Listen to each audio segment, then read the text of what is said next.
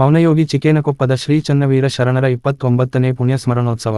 ಗದಗ, ಎಲ್ಲಿ ನೋಡಿದರಲ್ಲಿ ಹಬ್ಬದ ವಾತಾವರಣ, ಪ್ರಮುಖ ಬೀದಿಗಳಲ್ಲಿ ವಿದ್ಯುತ್ ದೀಪಗಳ ಚಿತ್ತಾರ, ಮನೆ ಮನಗಳಲ್ಲಿ ಮೌನಯೋಗಿ ಚಿಕೇನಕೊಪ್ಪದ ಶ್ರೀ ಚನ್ನವೀರ ಶರಣರ ಆರಾಧನೆ. ಸಾವಿರಾರು ಭಕ್ತರ ಸಮ್ಮುಖದಲ್ಲಿ ಅದ್ದೂರಿ ಜಾತ್ರಾ ಮಹೋತ್ಸವ ಕಾರ್ಯಕ್ರಮ ಜರುಗಿತು. ಈ ದೃಶ್ಯ ಕಂಡುಬಂದಿದ್ದು, ಗದಗ ತಾಲೂಕಿನ ಬಳಗಾನೂರು ಗ್ರಾಮದಲ್ಲಿ.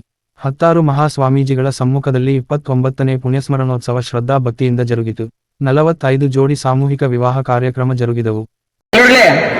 ತಾಳಿ ಈ ತರ ಹಿಡ್ಕೊಡ್ರಿ, ಮಾಡ್ಬೇಡ್ರಿ. ತಾಳಿ ಕೊಟ್ಟಿದ್ದಲ್ಲ, ತಾಳಿ ಈ ತರ ಹಿಡ್ಕೊಡ್ರಿ.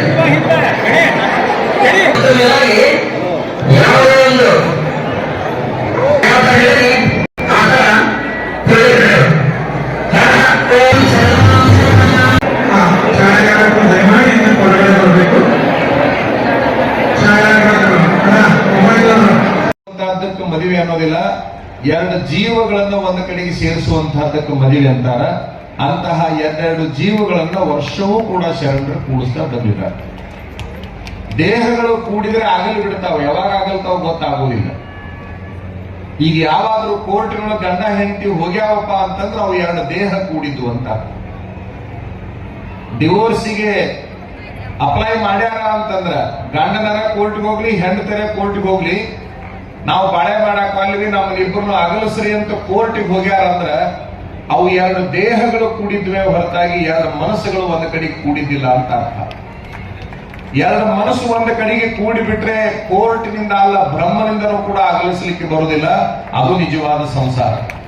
ಯಾವುದಕ್ಕೆ ಸಂಸಾರ ಅಂದ್ರು ಶರಣರು ಅಂತಂದ್ರ ಎರಡು ಜೀವಗಳನ್ನು ಒಂದು ಕಡೆಗೆ ಸೇರಿಸೋದೈತಲ್ಲ, ಅದು ಸಂಸಾರ ಅಂತ ಅವ್ರು ಕರೆದ್ರು.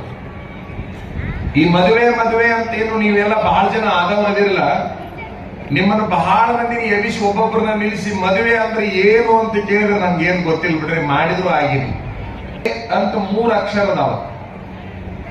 ಆ ಶಬ್ದದಲ್ಲಿ 3 ಅಕ್ಷರ ಅವ, ಮ ದು ವೇ ಅಂತ ಹೇಳಿ. ಯಾರು ಮದುವೆ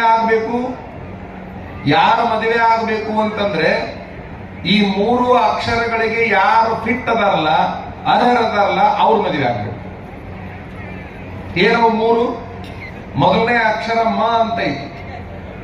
ಮ ಅಂದ್ರೆ ಏನು? ಮೊದಲನೇ ಅಕ್ಷರದ ಅರ್ಥ ಏನು? ಮ ಅಂದ್ರೆ ಏನು? ಮದುವೆ ಶಬ್ದದ ಮೊದಲನೇ ಅಕ್ಷರ.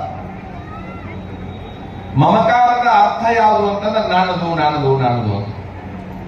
ಮದುವೆ ಆಗುವ ಹುಡುಗನಿಗೆ, ಮದುವೆ ಆಗುವ ಹುಡುಗಿಗೆ ಏನಿರ್ಬೇಕು ಮೊದಲನೇದಾಗಿ ಅಂತಂದ್ರೆ ಎಲ್ಲದೂ ನನ್ನದು ಅನ್ನುವಂತ ಭಾವ ಇರಬೇಕು, ಮನಸ್ಸಿರ್ಬೇಕು.